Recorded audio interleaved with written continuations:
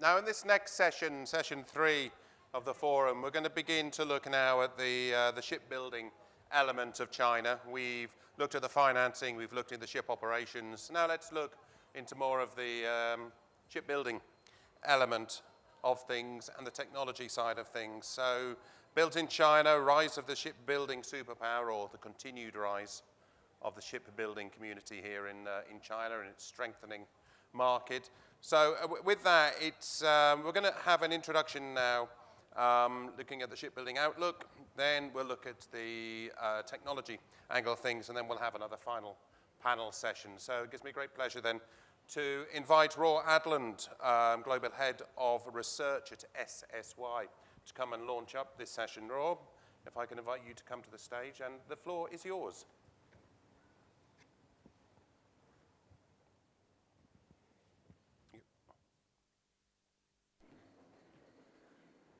All right, thank you very much for the introduction, Craig.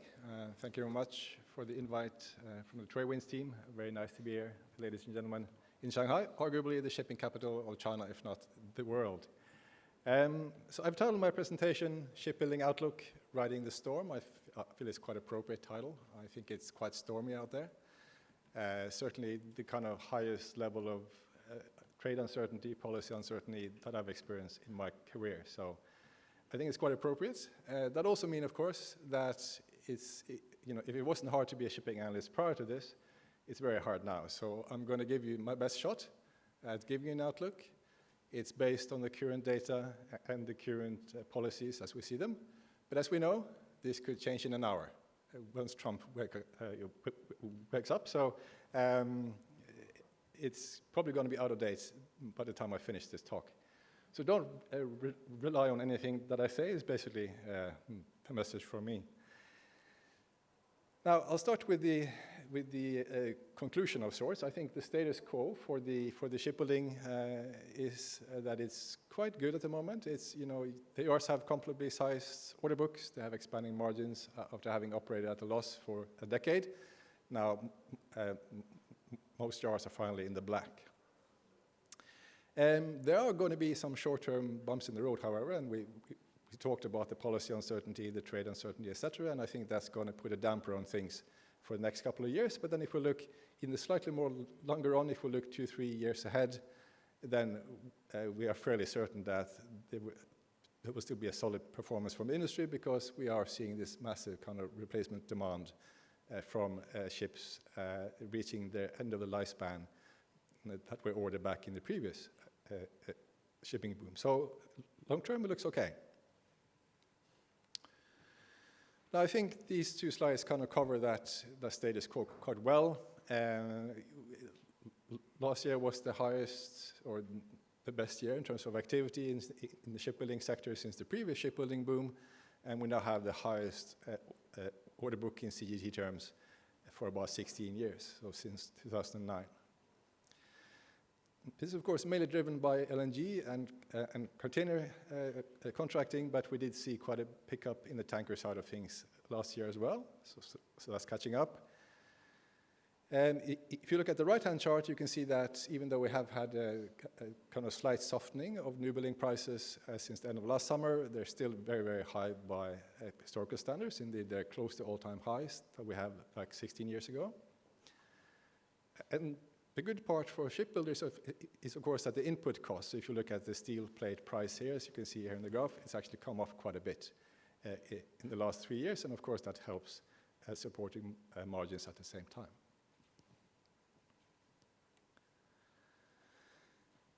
Now, if we talk about policy uncertainty, trade uncertainty, etc., it's fair to say that, yes, last year was good, but so far, this year, 2025, it's fair to say that contracting has kind of fallen off a cliff. So if you keep containers out of it, then there was basically no other ship types ordered last month, and the start of this month hasn't been particularly good either. So very much a market in wait-and-see mode. We are seeing fewer fresh inquiries. We're seeing bid and offer spreads increasing. We are seeing negotiating taking longer, if it's possible to meet in the middle at all. Now, of course, ship owners are perhaps rightly so. They are concerned about long lead times and the kind of pricing in the yards compared to the freight earnings that are available in the individual segments. Policy uncertainty, as I talked about, doesn't really help, so that certainly has had a big impact.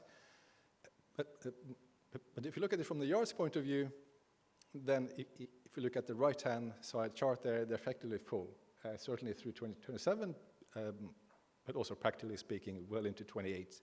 And the order book as such is now stretching into 2030. So because yards are full, they can kind of comfortably sit back and don't have to entertain any pricing that is not of interest to them. And so we don't really see a big impact in terms of new building pricing coming down for the rest of this year at least.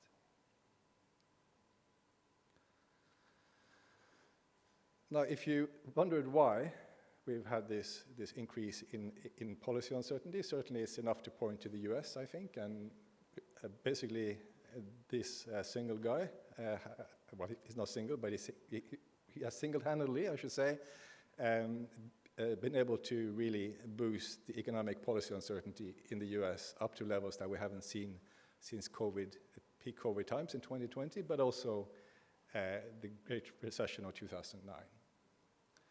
Now, if you're investing in an asset which has a 25-year lifespan, of course, you really don't want to see this kind of uncertainty. You want to have a stable framework. You want to have a stable prospect for trade, and that's certainly not what we're seeing at the moment.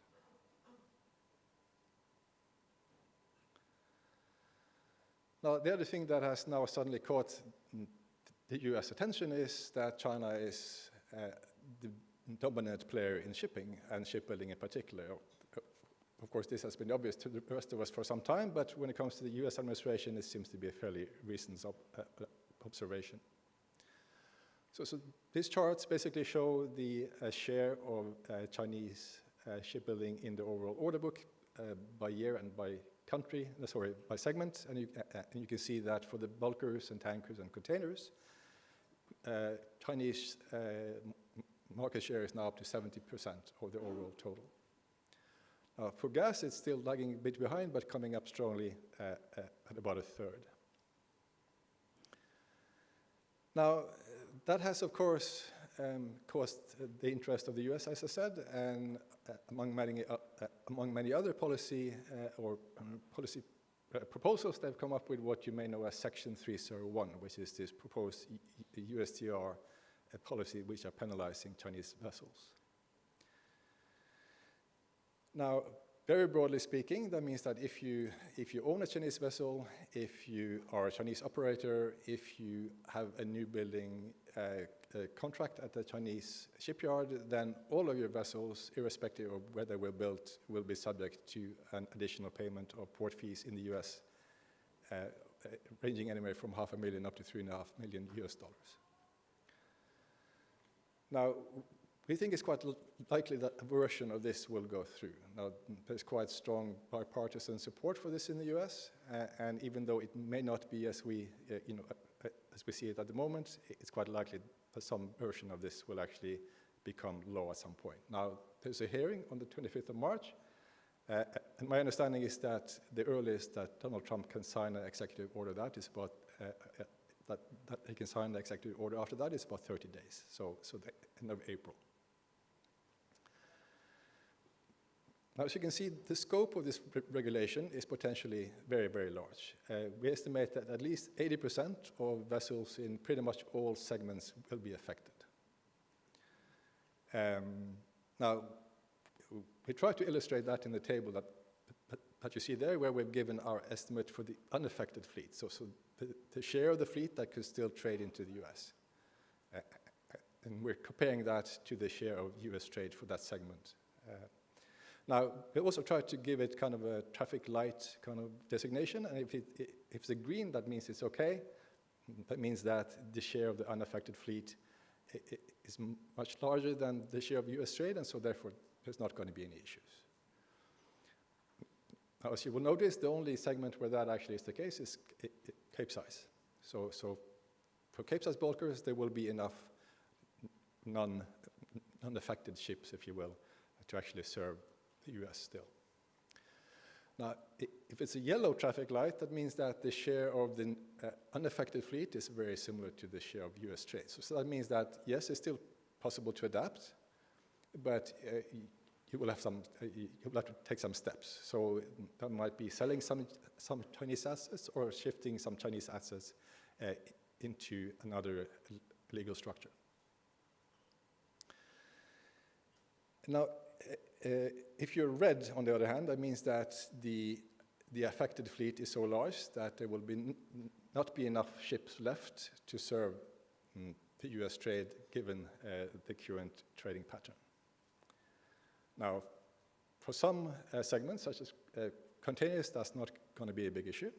Yes, you might have to pay a $2 million extra port fee, but if you're discharging 10,000 TEU in a port in the US anyway, that's going to cost you an extra $200 per TEU, which is okay.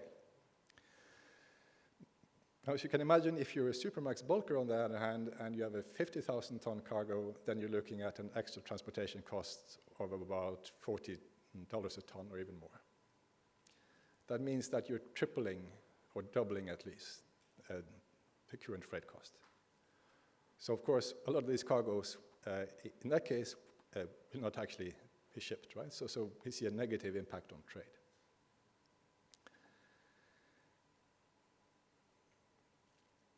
Now, will it make a difference? Will this proposal actually, achieve anything which is meaningful? I think you will agree with me that the answer to that is probably no, right? US shipbuilding capacity is 200 times that of the US, and you're also building ships at 1/4 of the cost. There's also no medium-term alternative to actually having shipbuilding in China, of course, because it takes an awful lot of time to build such an industry up from scratch anywhere else. And also short-term, there's really no increase in capacity in places such as South Korea or Japan, because obviously there's capacity constraints, workforce aging, and so on. But of course, the current US administration probably doesn't care about this. This is a policy which is really focused on reshoring and onshoring US manufacturing, and the less trade, the better, effectively. China, of course, has many tools to answer with if this were to come through, and of course it would remain competitive for clients in the rest of the world. You have a very large low-cost workforce, you have complete supply chains, etc. And of course, technological innovation that really is in the fore in the industry. Trump, of course, is also, like the rest of us, just a temporary thing, right? So he will be gone in 3-4 years' time. At least we can hope so. Now, just a few words on long-term outlook at the end. So I put here just a simple graph, which basically shows the current order book and the historical deliveries, and then I've tagged on the kind of, replacement demand, if I assume that all ships that are currently on the water will have to be replaced by the age of 25. Now, I've also assumed here that there's not going to be any trade growth going forward, so that's quite a conservative assumption. And we can see, even with those assumptions, we can see that from the end of this decade at least, that there will be a substantial shipbuilding activity again, even if there's no further trade growth from this point onwards. So yes, there's 2, 3, 4 years of uncertainty, and the current US trajectory in terms of policy certainly doesn't help. But I think in the long run, shipbuilding and also shipbuilding in China will certainly be okay. All right, that's all I have time for. Thank you very much for your attention.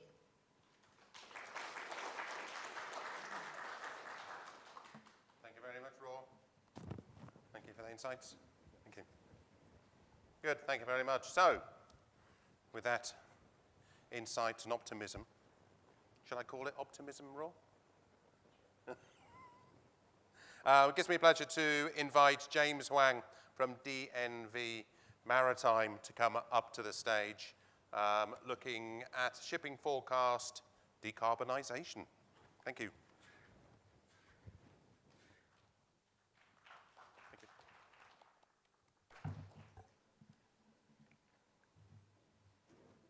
Let me see.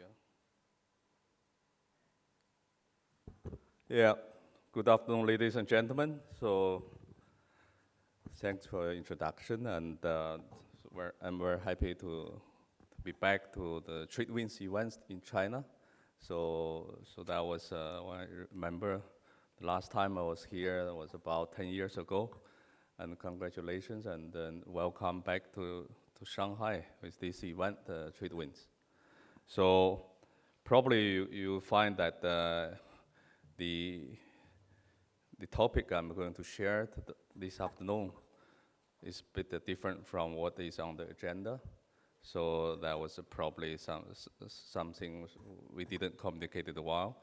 But what I will be focusing on this afternoon will be where we are in the shipping decarbonization, and you know, whether it's we are in the optimistic kind of you know, so the challenges or surrounded with mixed with challenges. But what I like to start with is the three drivers influencing the pace of the change in shipping. So our industry is currently confronted with numerous challenges as we operate in a world undergoing significant changes. Some are the drivers, some are hurdles. These include what we have discussed today, like political tensions, conflicts, and trade wars, which certainly add on huge uncertainties to the shipping industry. Shipping regulations, as what I put in the second box, have become stricter, particularly around decarbonization with IMO, EU at the forefront. ESG has become a broader challenge impacting everyone, moving from a nice-to-have to a must-have through regulations and stakeholders' demands. In short, as a company, we must know where the biggest risks are in our company and in the entire value chain, and explain how we reduce these risks and ensure corrections if negative impact occur. The need for decarbonization, the rapid pace of digitalization, increased demands for crews and assets, and the safety risks and operational challenges associated with these risks have to be mitigated. I'll skip this one. Let's take a close look at the global fleet. There are two different ways of looking at these figures. One is on the right hand up. So on the one hand, we have observed that over the last couple of years, that around 50% of the new orders are of vessels with dual fuel capability. This means that these vessels can operate on something different to regular fuel oil as well as conventional fuel. This is good news and provides us the hope that fuel technology transition is underway. And most of these dual fuels orders so far have been for LNG. You can have a look at the graph on the right top of that. Yes, we have seen a surge in orders for methanol vessels in the last couple of years, but the happy hours on this appears to be over already, especially from the second half of last year. The other way of looking at these figures is, of course, that 92% of the global fleet is still running on conventional fuels.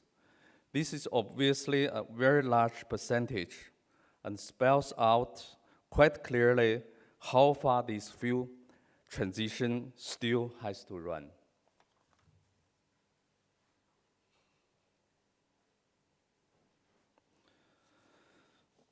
A pragmatic assessment by DNV for the shipping industry have indicated that decarbonization is slowing down, not accelerating. Let's look at some of these facts.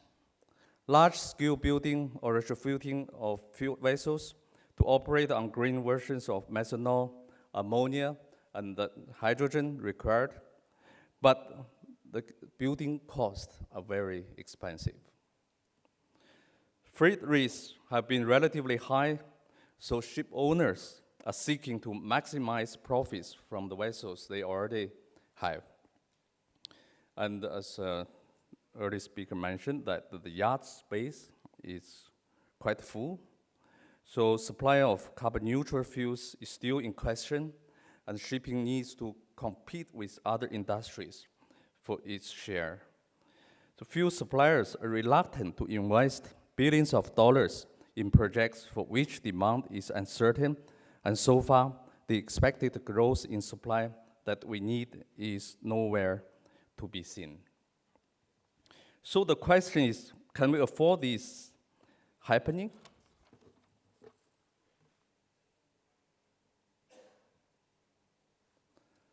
But here are some good news. All is not lost, and despite everything that I have already said, I do truly believe that this is a fight that we can win. A new era of technological exploration is already underway, and these are the range of technical solutions already in play, which can help us to achieve significant emission reductions in many different ways. Let's start with energy efficiency. According to the Maritime Forecast report issued by DNV last year, between 4 to 16% emission reductions can be achieved through energy efficiency. Many maritime companies have already shown that by implementing culture changes in their organizations and by encouraging crew members to seek efficiencies through their day-to-day operations, fuel consumption can be reduced, and emission reductions of around 5% can be achieved. Going to the next level requires technological solutions, and as we have pointed out before, exciting technologies like wind-assisted propulsion systems, air lubricating systems, batteries, and fuel cells can take energy efficiency into the double digits effects. Last year, DNV report also showed that by 2050, 1/3 of fuel consumptions can be reduced through energy efficiency measures.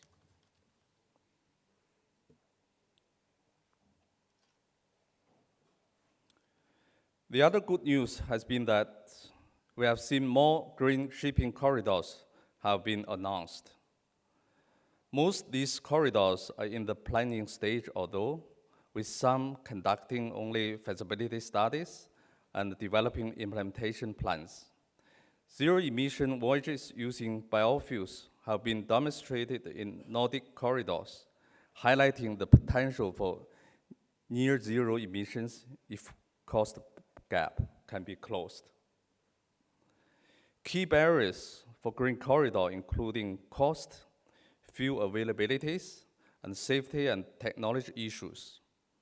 Priorities include developing alternative fuels, business models, and policies. Note that some of the corridors are fuel and segment specific, while others are investigating multi-fuel options and including several ship segments. I just give you two examples. The Singapore-Rotterdam Green Corridor is a kind of port-led corridor focusing on the container segment only, but including multiple fuel options, including biofuels, blue version of methanol, ammonia, and hydrogen. The other example is the Western Australia to East Asia Iron Ore Corridor. This corridor is focusing only ammonia and bulk carriers.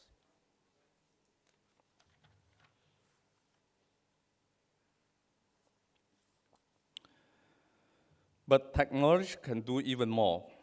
This map shows the planned and existing carbon storage projects across all industries.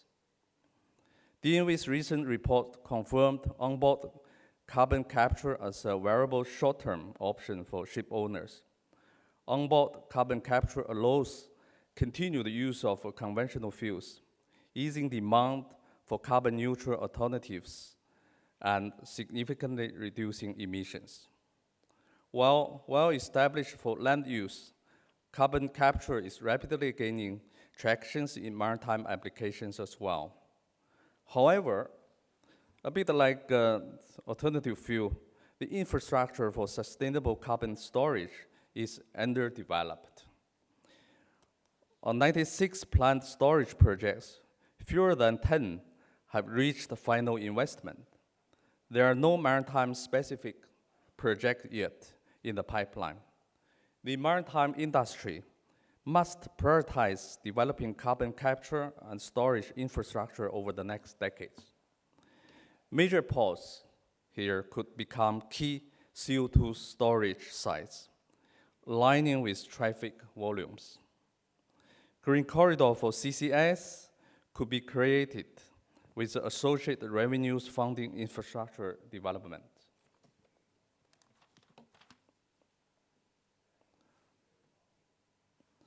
Any discussion about maritime technology development and decarbonization is not complete without reference to digitalization.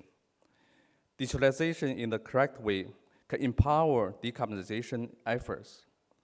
Digital tools and systems are already enhancing vessels' efficiency, facilitating speed and route optimization, and help us to develop the next generation of energy-efficient ships.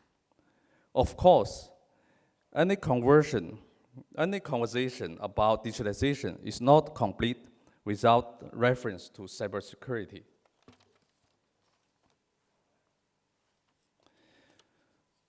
Here, I want to also highlight that seafarers lies at the heart of decarbonization. Their safety must always be the #1 priority when we consider new technologies and the fuels, and we are depending upon them to operate this new system in a way that delivers emission reductions that we need. Since time is up, I just want to conclude my presentation today.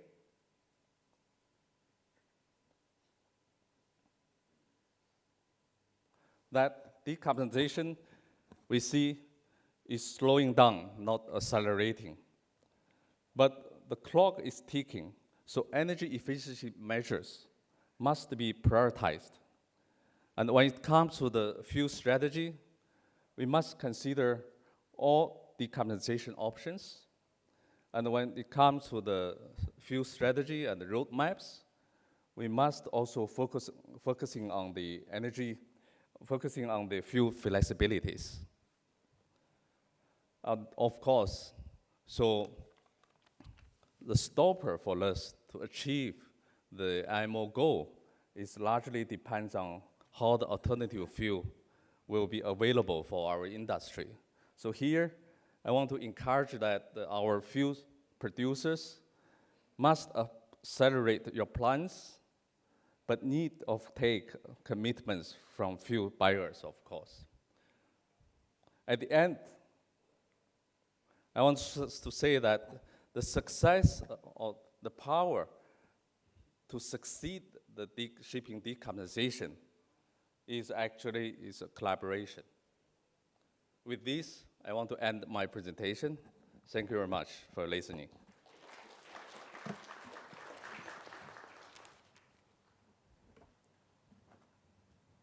Thank you very much. Thank you. Thank you very much for those words. And now I'm going to take some of what was just being said and some of Raw's comments into our next panel, the final panel today, as we bring forth everything that we've talked about, and I'm sure we're going to talk about him again. We can't get away from talking about that. So it gives me great pleasure if I could have asked my panelists to come and take their seats on the podium, please. Try and sit underneath your photograph. It helps the audience recognize you. Can I say something while they come this? Nobody's listening, are they? Have you noticed that photographs that people send in about themselves, they all look about 5 to 10 years younger? But could I ask all the panelists to come up to the stage, please? That'll be Andreas Enger from Höegh Autoliners, Lingqing Shan from Jiangnan Shipyard, Yan Hao from COSCO Shipping Heavy Industries, James Liu from SWS, and Shen Ning from Hudong Zonghua. I'm going to encourage our conference producer next year to insist that we get new photographs from everybody who attends the forum, okay? I probably should be the first one to actually do that, shouldn't I, as my photograph's about 5 years old. Gentlemen, welcome to this panel. It's the final panel today, so we're going to try and wrap everything up that we've talked about. And I'm going to start with some of the comments that I heard from Raw a second ago, because he was talking about the order book. Now, we saw magnificent order books at the moment, but the orders this year seem to have stagnated. There seems to be very little happening over the course of the first 3 months of this year. So perhaps if I can go to the 3 new building yards, please, just to get your response to that.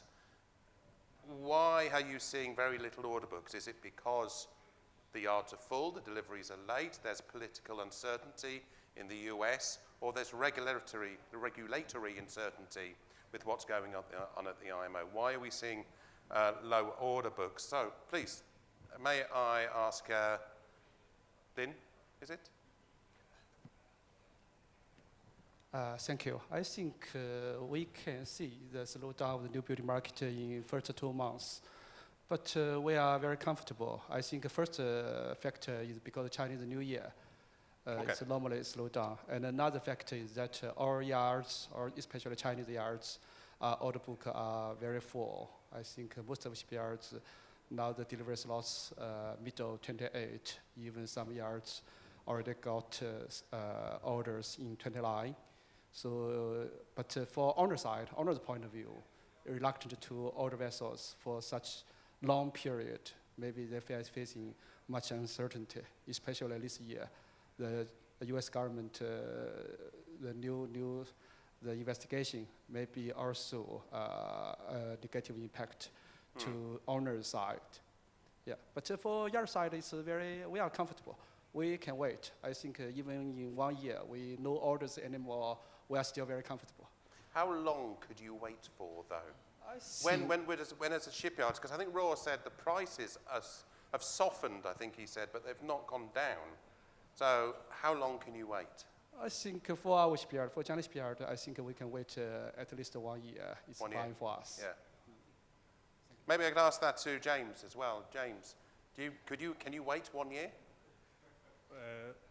首先我其实大部分是认同林总刚刚的观点的。目前的市场其实还没有到所谓的 slow down 的这样一个状态。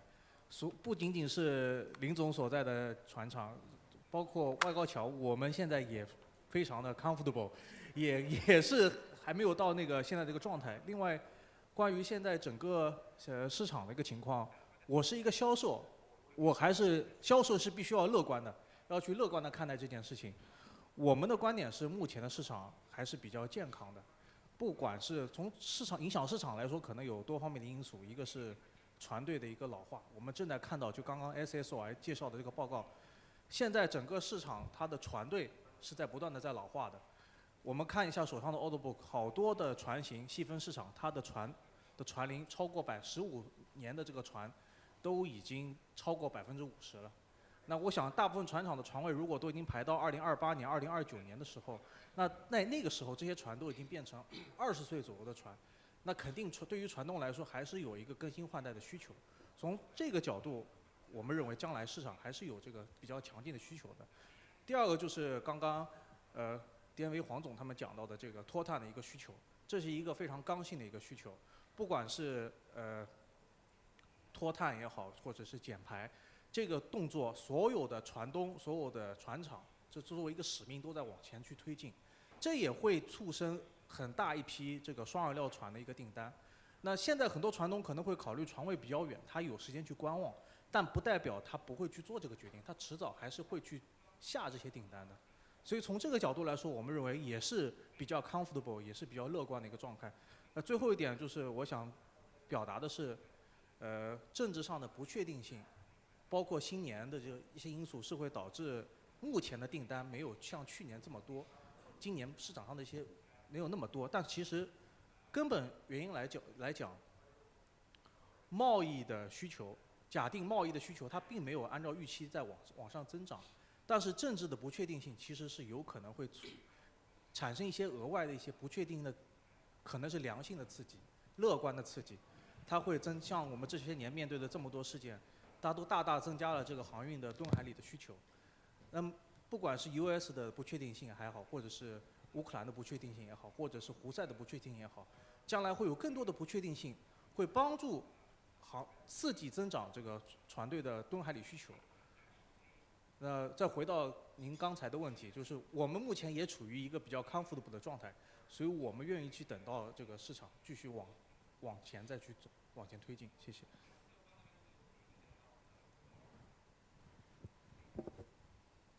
好的，我觉得我也赞同这个林总跟刘总的啊，但实际上对于因为沪东重法主要是 LNG 跟这个集装箱船，像我们现在。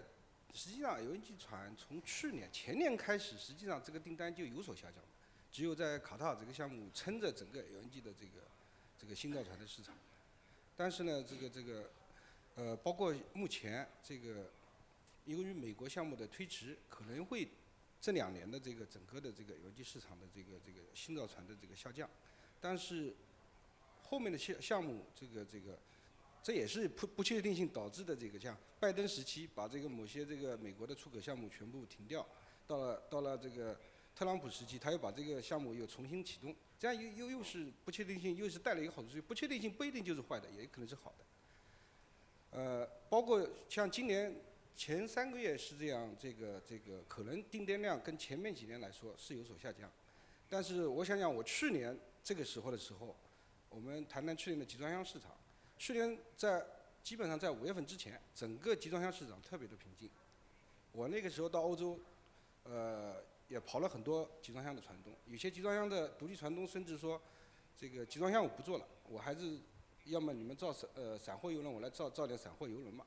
结果从5月份以后，也是因为不确定性，一下子整个的集装箱市场上来，一直整火了2024年整个1年。所以说，我觉得船厂呢，实际上就是说我们在短期内还是要，就是说，绝大部分船厂实际上订单都是比较饱满的。像刚才来位讲是订单到27年，实际上对沪东重化来说，订单已经排到2031年了，当然前面也是有船位的。所以说，船厂实际上是可以再等一等看，哪怕1年。这个是大家再看看到底后面情况怎么样，说不定不确定性来带来更好的情况。Good, thank you. So all three of you quite happy to wait. You think that you can wait, you don't need to drop your prices yet. That's what I heard. You think you're going to be able to sustain this with a healthy order book, with the orders in the pocket, you're able to sort of weather this uncertainty, certainly for the next year, as you alluded, so that we can move forward. And you mentioned the sort of decarbonisation and the agenda and the replenishment of the fleet as being factors into that as you're looking at these developments. But can I just turn then to the decarbonisation story before I bring Andreas Enger in from Höegh Autoliner. I want to bring in Costco from looking at the perspective of this decarbonisation and the retrofits and the ability to put stuff. But also, once he's answered that, I'm going to go back to you three gentlemen, because I want to hear about the interest in new buildings in tackling decarbonisation. We heard from DNV a second ago, who's the suggestion there, and this came from a report they published, I think it was a few weeks ago, that decarbonisation is slowing down. So first of all, please, Jan, how do you see the retrofit market? How do you see the development of that? And then I'm going to go back to you three gentlemen from the yards, just to get your kind of litmus test, we would call it, what you think about decarbonisation. Is it slowing down? So please, Mr. Jan Hau, please. 大家下午好。非常感谢 TradeWinds 的邀请啊，我们很荣幸有机会加入这个话题的讨论。我是来自上海中远海运重工的商务总监。我们上海中远海运重工就在长兴岛的中远海运的修理改造船厂。我们这个上海滩的几位新造船的大佬都在这边。我们呢就跟大家介绍一下我们在应对节能减排我们说 retrofit 这个 decarbon solution 各方面的一个对于运船的一个解决方案。应该在近几年的这个项目实践中，我们有做过承接过这个 wind weir 这个风帆桨组风帆助力挡风桨桨组，还有呢多数的船舶在船舶修理时都有做自抛光器我们也研究了这个气泡桨组。对于这个碳捕捉，我们也跟踪了很多年主要还是看规范就得看下个月的maybe83届会议的，看看有什么新的一些决策。对于那个替代燃料，我们目前呢主要研究的和在执行的是双燃料的改造的项目。我们上海中远海运重工呢，目前呢有2型3型这个从2万箱138004条今年进场，还有5条1万箱明年进场，都是做甲醇双燃料的改造。其中今年进场的2万箱呢，它应该是目前我们是最复杂的，它有主机的双燃料改造，还有MAN的主机的双燃料改造，刚刚 Sarif 已经介绍了这个还有瓦西兰副机的双燃料改造。同时呢，我们还有正在洽谈承接的这个关于这个MAN主机的和瓦西兰副机和替换的这个 LNG 双燃料的改造的项目，应该是进入最后的这个谈判。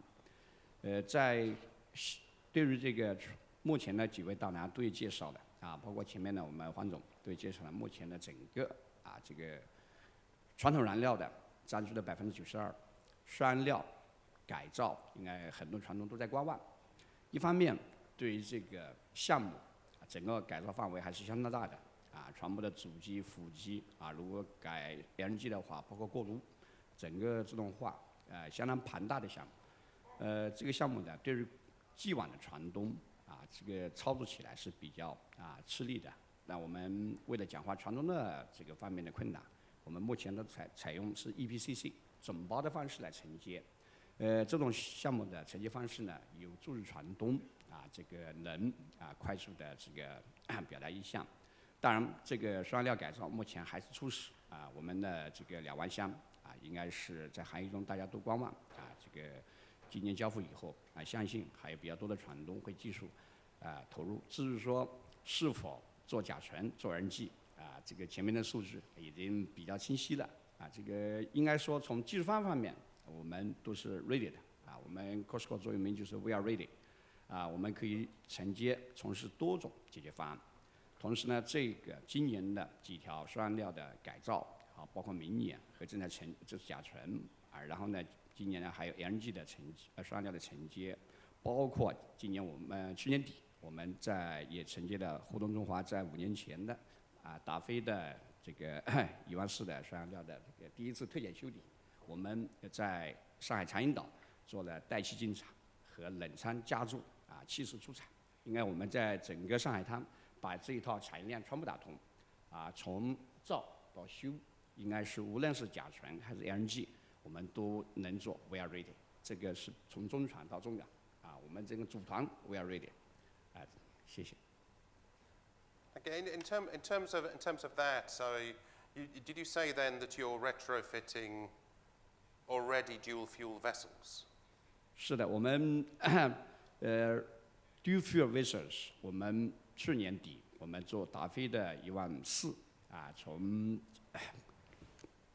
这个 warm gas in 到 cooling down这个 gas trail departure 到今年5月底，我们第一条甲醇双燃料改造船进场3个月以后呢，我们就交付到第一条甲醇双燃料改造船。这条船的话是这个主机和副机都有改造。同时呢，针对新造船，刚刚说各位淡期都排了沪东到31的，这个其他的基本上28、29。对 retrofit， 我们可以给船东提供一个快速的解决方案。按照目前的最长的14、15个月的主机的纳期，我们的其他的设备包括设计，我们都可以在这最长纳期中做到。这个先行的所有工作，再加上只有3个月左右的在场的 off hire 的时间，我们可以提供不超过20个月的，不超过18到20个月的total solution，EPCC solution， 这样呢可以给船东一个快速的解决方案，这是我们目前正在做的。We are ongoing. Okay, thank you. So in terms of that, can I go back to the three gentlemen from the other 3 yards then? I mentioned earlier about decarbonisation. Is decarbonisation slowing down? We heard that from what DNV was saying, and we heard how Raw was talking about how the order book is stagnating, one of the reasons being that uncertainty. So in terms of what the order book is, can you talk to me a little bit about the appetite that you saw last year in the discussions? I realise you're not signing anything at the moment, but you'll still be having talks with ship owners about an order book potentially later on in the year. So perhaps if I can go back to the 3 other yards then and just ask about the discussions. Do you think that decarbonisation is slowing down? Are you able to deliver the decarbonisation solutions that ship owners are looking for? And secondly, particularly the yards that have got their own design houses, are you able to deliver in-house solutions? Have you got in-house wind propulsion? Have you got in-house air lubrication? Have you got kind of in-house technology developments for digitalization, for example? Have you got all of this in-house, or do you largely rely on external third-party companies, many of whom are in this room, to come and deliver some of those solutions for you? So perhaps I can start down at the end there, Mr. Ning, Shen Ning. 我觉得这个降碳，从这个订单角度来看，比如说我们去年还承接了这个常规燃料的集装箱船，这个从订单上角度上来看，就是说不是所有的来像以前就是来就是双燃料，所以说但是我觉得降碳再怎么说，关键是环境是一个重要的，但是要考虑船东的成本，考虑技术的成熟度，这才是健康发展的一个路径。所以现在实际上包括降碳，就是现在的这个刚才这个 DNV 的这个讲的这个整个降碳的措施，从降低油耗，提高一些提高效率，从这个角度上来讲，是更能有利于这个整个降碳的一个健康的发展，而不是纯粹的是为了堆成本。当然了，我希望这个最好找出一个大家都把老船全部换掉，那对船厂是最好了。但对整个这个行业的发展是不是有利的？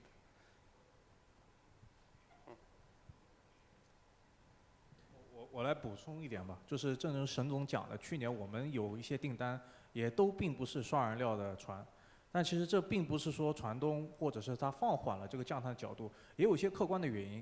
一个原因是他们没有看准将来到底哪个燃料才是更经济、更实用、受众面更广的一个燃料，他们希望推迟这样一个决定。这个也跟严总讲的将来更多的改装船项目是联动的。船东可能现在先做一个比较经济的选择，去做一个常规燃料船，但他会去做一些很多 dual fuel ready 的一些准备。那等到合适的图像出现之后，他再去做一个改装，这是符合降碳的目标以及他当前的经济利益的，这是一个原因。还有一个原因是市场上已经有这么多的双燃料的订单了，但其实供应链是承压的，并没有这么多的双燃料的设备。双燃料的泵一些核心的关键的设备，它并没有准备好在那个时候去交付给船厂、交付给船东。那船东被迫他没办法所有的订单都选择去直接作为双燃料去做，他只能再等一等，这也是一个平衡的一个结果。就对于船厂来说，我们会给船东更负责任的建议。当某些方向的供应链出现承压的问题的时候，我们也会坦诚地告诉船东，这是有风险的，对于你的这个期待的交期是有风险的。那船东去选择一个双燃料 ready 的一个状态也是非常合情合理的。关于船厂在这个脱碳的技术方面，就像外高桥，我们除了做双燃料的新造船以外，我们也有一些其他的脱碳的技术的一些尝试。就是今年我们会交付全球第一艘在新造船阶段就安装风帆动力的 Alpha Max 的 tanker。这也是船厂跟船东共同往脱碳减排的方向努力的一个重要的一个展现。谢谢。Can I ask if what you just mentioned there about the tanker with wind propulsion, is it your own design or is it an external third party? It's supplied by the European makers, not our design. Not your design. Yeah. Okay. And do you bring in Chinese? Have you got your own design in some of the technologies? 这个不单单是厂家的努力，船厂它在安装这样一个设备，包括去做调试，也有很多技术上的融合，这是各方面共同努力的一个过程。Yeah. That's right, because I see China working quite hard and bringing some. I know there's a lot of technology coming out of the design houses in China, and there is likely, when we had the forum last year, there was the indication that some of the shipyards were beginning to develop and put money, R&D money, into building kind of their own solutions. Have you started, sir, to look at your own sort of kind of decarbonisation technology, wind turbines, air lubrication, carbon capture? 这个先回答第一个问题吧，就是说那个为什么可能大家有一个感觉，说目前那个去碳化有一点降速的感觉。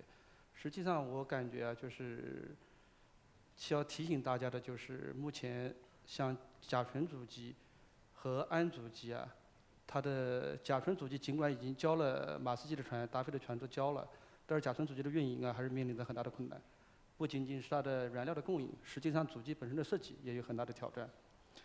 氨的主机现在我们在非常较近的观察它的发展的情况，但是根据我们的经验的话，因为我们在 LPG 作为主燃料主机，其实也发生了很大的问题。氨的燃烧啊、特性啊，比 LPG 还要困难的多得多。我们相信它的成熟也需要一定的时间。这样的话，确实是给船东带来一定的挑战。它为什么要回到 LNG？ 因为 LNG 相对来说还是一个比较成熟的。如果你说 LNG 只是脱碳20%，氯的甲醛脱碳100%，氯的氨脱碳100%，从这个角度来讲的话，确实是减慢了。所以我们和船东进行沟通的时候，我们也希望船东、船厂、主机厂、主机的设计单位，大家要合理的来分享这个技术不确定性的一个风险。这是第一点。第二点就是刚才讲到这个脱碳技术的话，作为将来来说的话，实际上我们作为船厂的话，并不太愿意参与那个设备的一个发展，因为这个可能有一些利益冲突。但是对于国内的厂家还是国外的厂家，其实我们还是一视同仁的。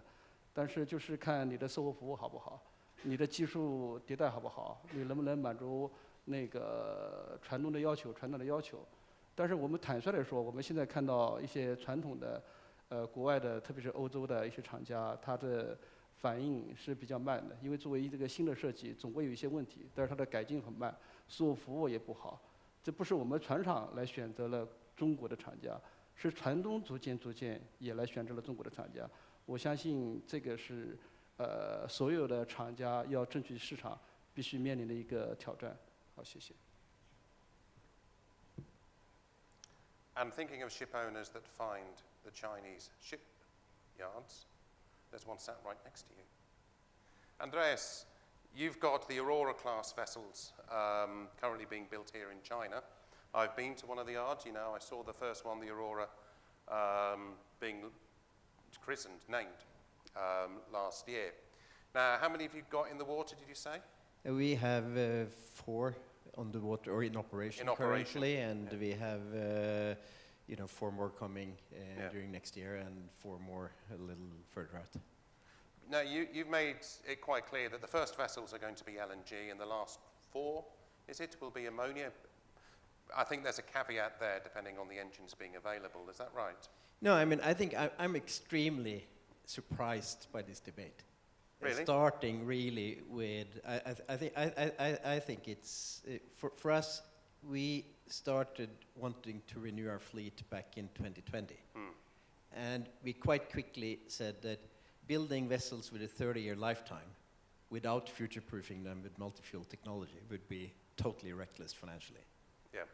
And our experience is that the development of the zero carbon fuel solutions, why everybody that do not do it or cannot do it are going around saying that it's so difficult, it's slowing down, it can't happen.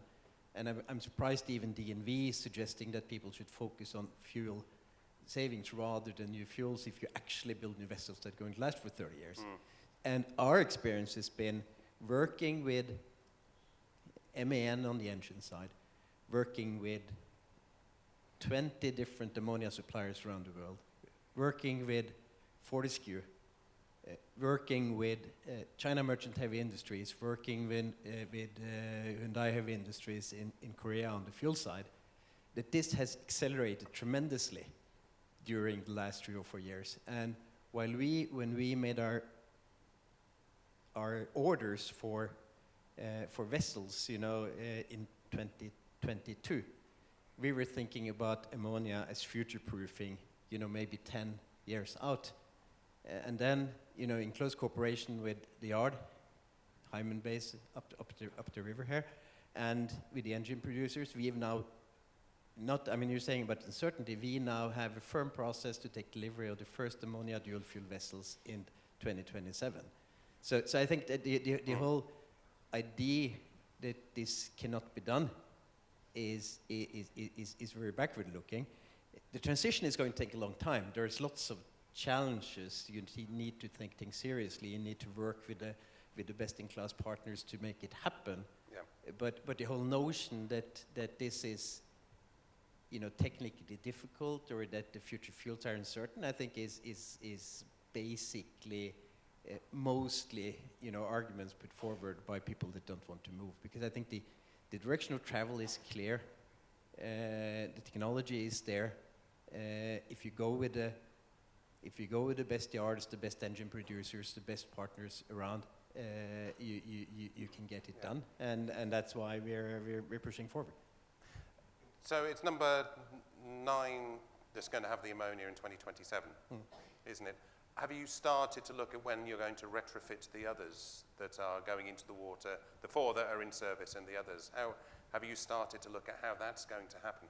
No, I think if you take, the real thing is that we've actually already started retrofitting them, or we haven't retrofitted them, because as I think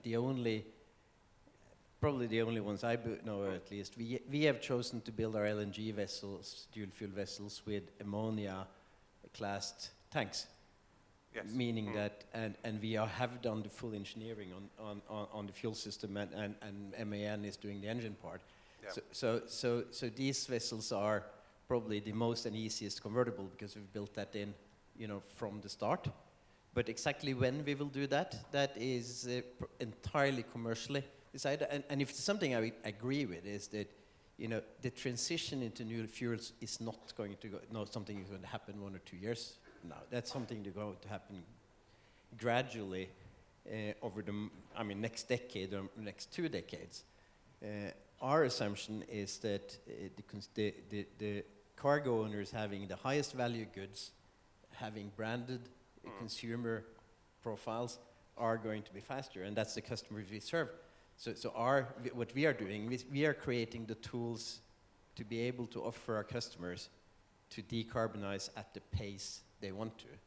We're obviously doing the ammonia vessels in dual fuel configuration, so we will continue to deliver traditional service to those who can. But I think the essence of this is, and I think the question to ask, if you're making a large investment with a 30-year lifetime, do you really want to make the risk that they don't have a path to zero? We don't. And it's not so expensive. Yeah.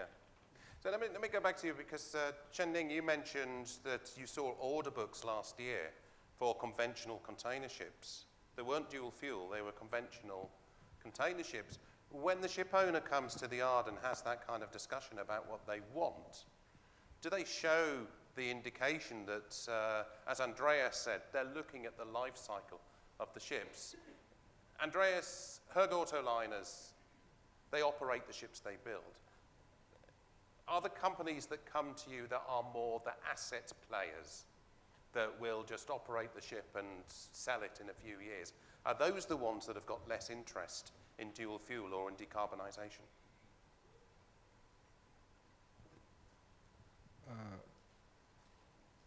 我觉得我们现在接触的这个集装箱的这个大的船东啊，主要是大的办公公司，还有这个大的独立船东，他们对未来的这个双原料的这个选型都还是比较明确的。所以他基本上他到船厂来的话，基本上已经敲定了他是选择哪一种燃料，选择哪一种类型。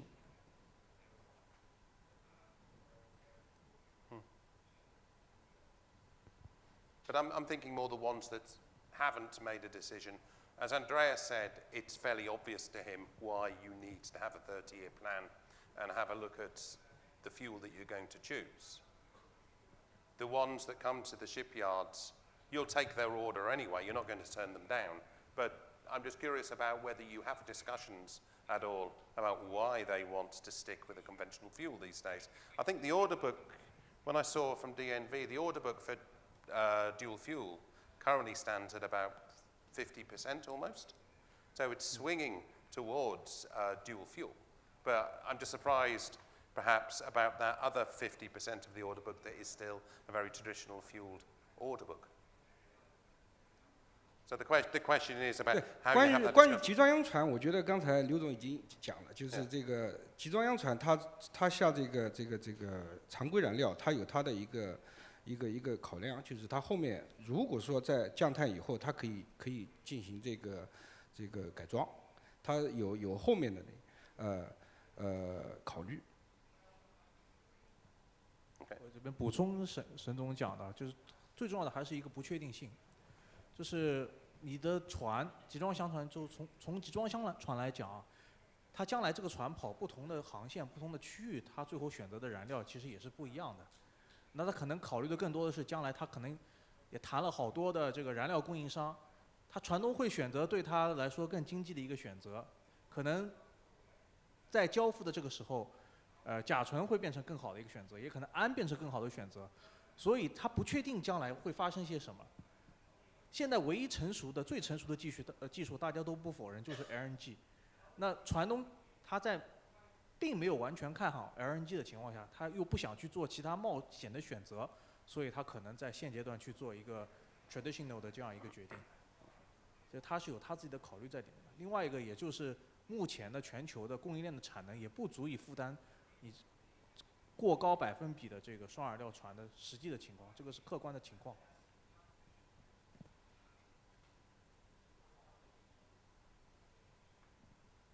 And in the gas sector as well, Jiangnang, I think you've got a large order book of LPG vessels as well. I mean, they will be fueled by the LPG largely, will they? Have you seen a lot of those that are going for LPG or ethane as a fuel? 是的，我们江南呢是那个，特别是在 VLGC 和 VLEC 市场上，特别 VLEC 占据了世界市场的80%。目前我们像乙烷运输船呢，都是用乙烷作为燃料。目前乙烷运输船这个乙烷的主机运营啊，还是比较正常的，都是100%采取乙烷作为燃料。但是 LPG 船它因为用 LPG， 目前的话还是面临着很大的技术挑战。我们尽管全世界我们制造了全世界第一条 LPG 双燃料的那个 VLGC， 但是已经3年了，到目前为止的话，实际上这个主机的运行状况也没有达到100%的完善。MAN 还在做不断的改进过程中，这也是我们刚刚提到的一个挑战，就是像刚刚我们补充的，就是为什么有的船东到现在还要选单燃料？其实他们也考虑还有一个补充的因素，就是一个你现在用双燃料的主机是不成熟的，第二个你现在双燃料的主机是非常贵的，双燃料的配套的也是非常贵的，然后你的燃料的供应也是不足的，那有可能5年之后，等到技术成熟了，那你那时候进行改装，说不定费用比现在还要低，比新造船还要低，这也是船东考虑的一个重要的因素。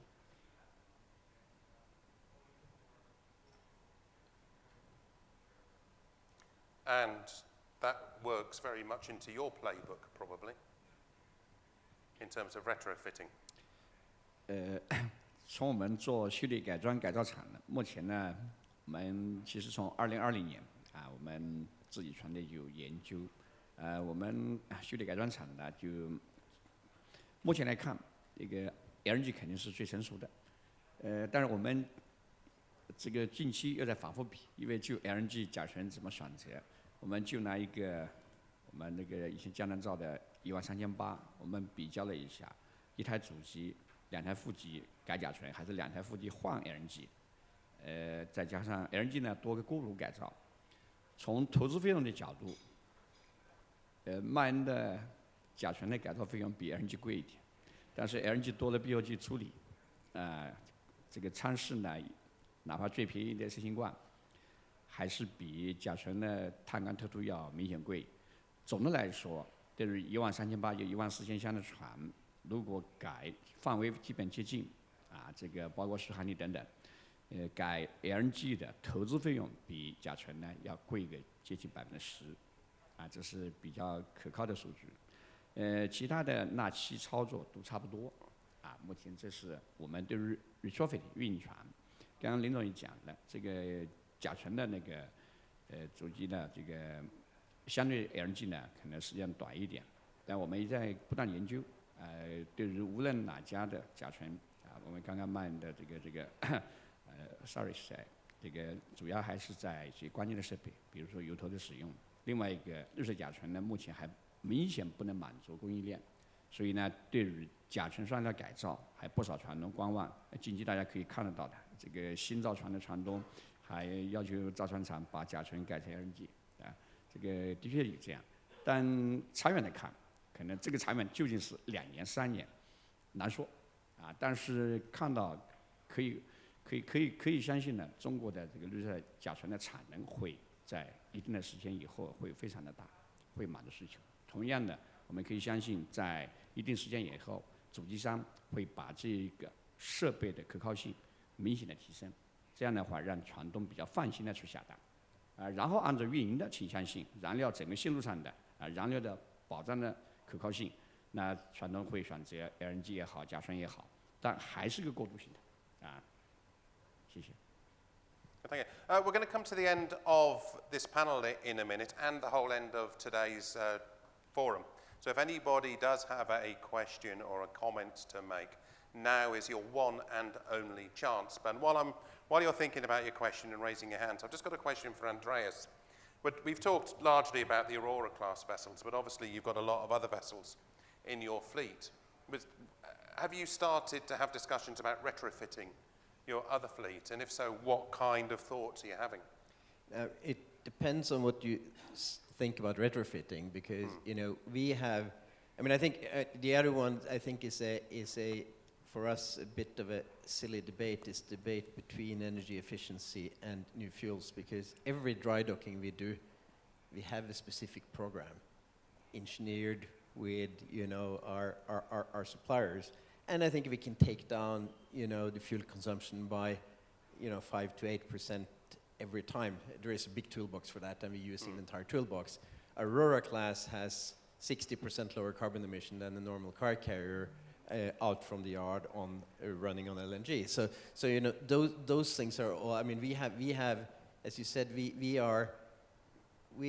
build, manage, and operate our vessels both maritime-wise and commercially, and we work directly with the customers. So we have a lifetime view of the vessels, and we obviously work the fleet continuously.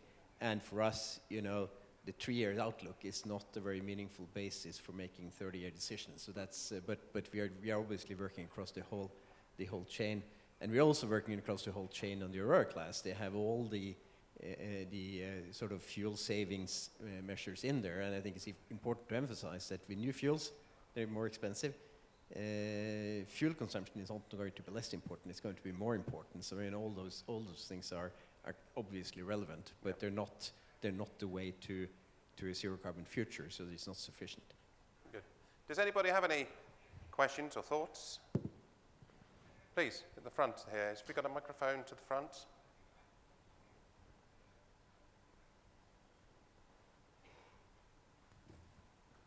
Maybe James? this is a question or comment on what Andrews just commented on my presentation about, So this is the decarbonization as we see slowing down. This is when I refer to that is more kind of referring to the goal by 2030, the IMO goal, and especially in consideration of the lacking of the alternative fuel availabilities. So maybe you could comment on that in addition to the energy efficiency measures, what can take us to, in this journey, to better achieve the 2030 goal? Are you asking the shipyards or to Andreas? Andreas. To Andreas. Yeah, other than alternative fuels itself. No, I mean, I think first in the short term, at least we've done quite deep energy analysis with Rista Energy and others, and right now in the near term, even with the slowdown, ammonia projects is actually scaling faster than engine take up in shipping, so that in the short term, until the industry picks up, fuel will be quite readily available from pilot projects of all kinds, because the scaling hasn't started yet.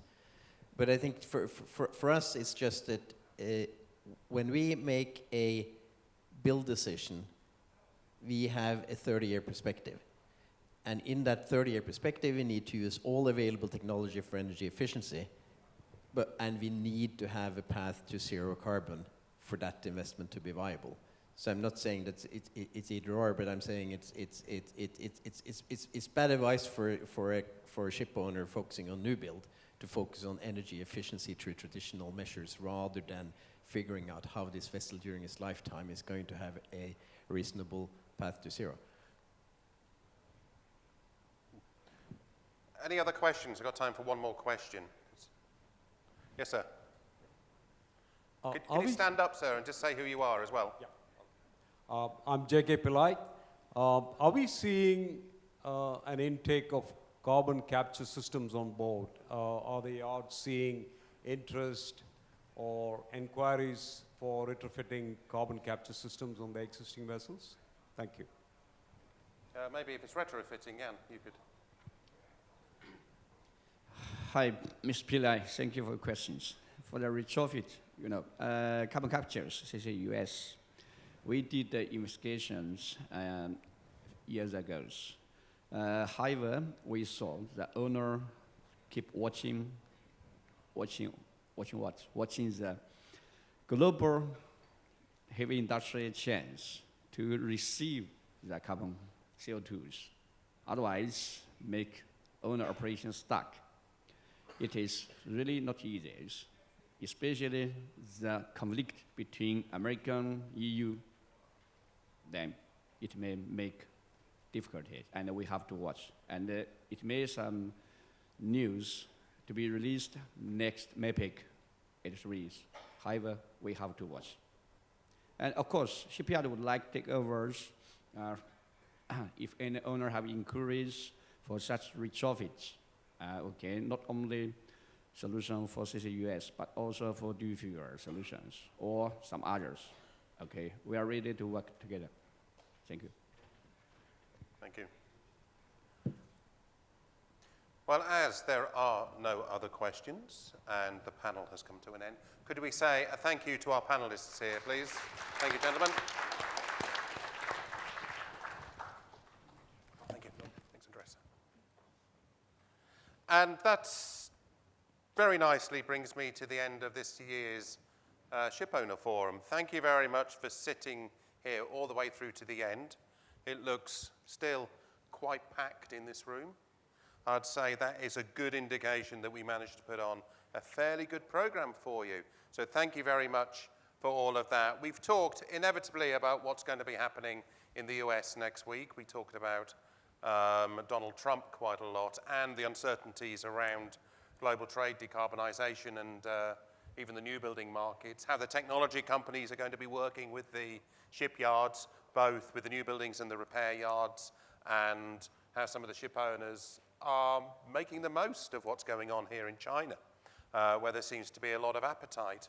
As John Colander from Stena Line said, he keeps on coming back to this forum because there's a lot to be said about what's going on in China. He's a very pro I think he's slowly becoming more Chinese than Swedish eventually. It just gives me time to say thank you very much to all of our speakers and everybody who participate.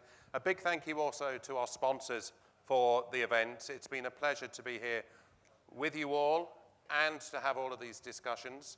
I look forward to seeing you all in a year's time where we continue all of this debate. And that's it from me. I believe there was one last comment before you go and help yourself to a drink.